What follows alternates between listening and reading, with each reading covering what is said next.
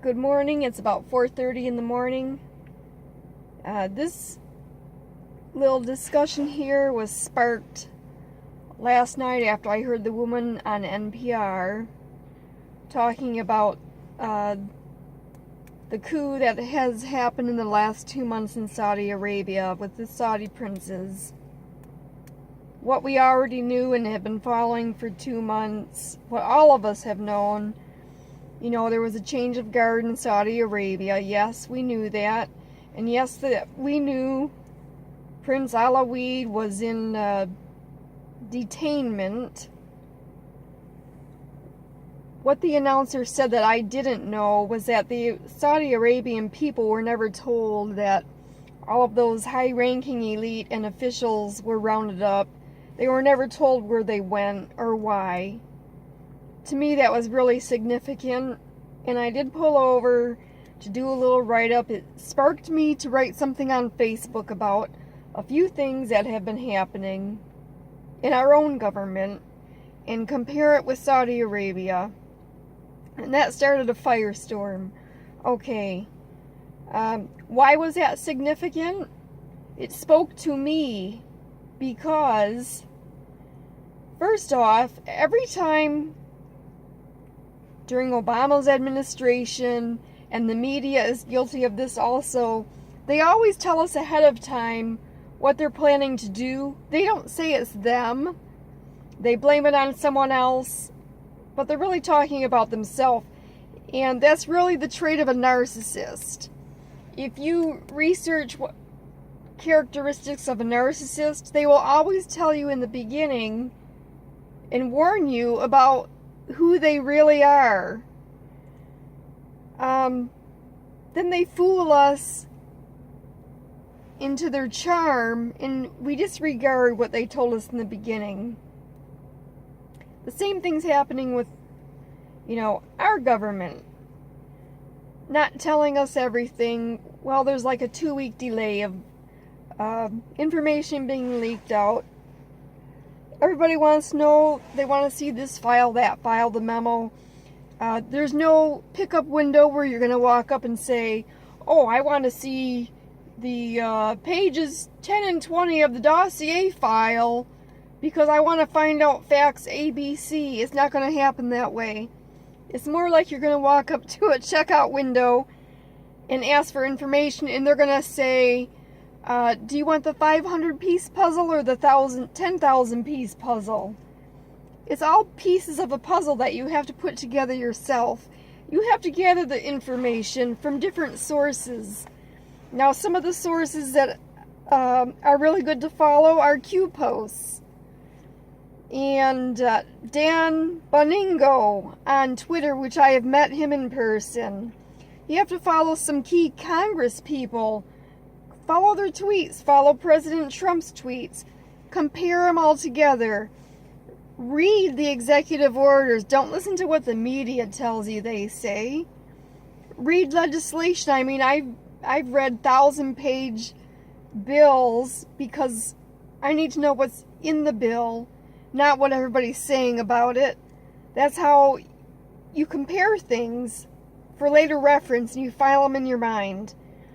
If you wanted to know about the fake dossier, I guess you could start back at President Trump's tweet, where he tweeted, watch Sean Hannity tonight, and then 5 minutes later, Sean Hannity tweeted, hey Hillary, tick-tock, tick-tock. Well, they're working together, but neither one of them had to be guilty of saying what they're going to lay out for us as far as information. There's no one person that's going to tell you everything. You have to gather the information and compare it.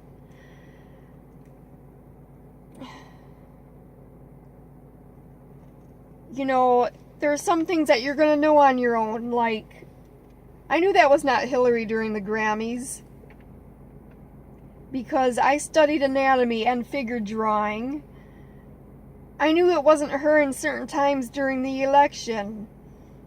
I have files on my computer, pictures of her and Teresa Barnwell side by side, a few different pictures of them. there is a slight difference. They are very similar, but Teresa Barnwell's face is a little bit slimmer. Her mouth is a little bit more turned up on the ends. I know that last week that was not Hillary. For some reason the media is lying to us. She really hasn't been spotted in a while. The same goes for George Soros.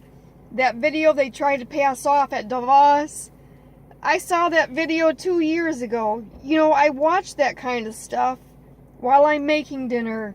Important speeches like that from somebody of that stature, I watched the whole thing 2 years ago. So when I went to play that the other night, what they were trying to pass off as George Soros at Davos, I knew right away I'd already seen that, like watching a rerun. And I never watch the same movie twice because I'm not one of those people that likes to watch movies over and over. Unless it's Excalibur, that's different. As far as the Pizzagate thing goes, someone said, if you have this information, you must be copying someone else. Well, no, I think if you've been paying attention for a few years, if you watched Alex Jones' video from Bohemian Grove when he snuck in there, and I'm not a huge fan of Alex Jones because I think he likes to sensationalize a lot. But that video doesn't lie. I watched that, and that sparked me to do a lot of research on the secret societies, all the way back to the medieval times. It is very depressing, just like everything that's happening with the Pizzagate, Pedogate. That's why they can't tell everybody all at once what's happening, because there would be so much chaos in the streets. Everybody that supported Hillary and Obama and Nancy Pelosi and the media, those are their idols. That's who they look to. Just like a woman told me the other day, she was from Romania, that she grew up there as a child. Communism is their religion. I had to stop her, but it's the same way here with these people that idolize Hillary and Obama and the media. Those are their idols. That's their religion. Because they have absence, or some of them, I can't speak for all of them, absence of the truth. It would be too much of a shock. Even for somebody like me that keeps up on that. 2 days after I read certain information, it kind of made it hard to do my normal daily activities because it was so upsetting. Why is all this important? The bottom line is we're supposed to wake people up and tell the truth.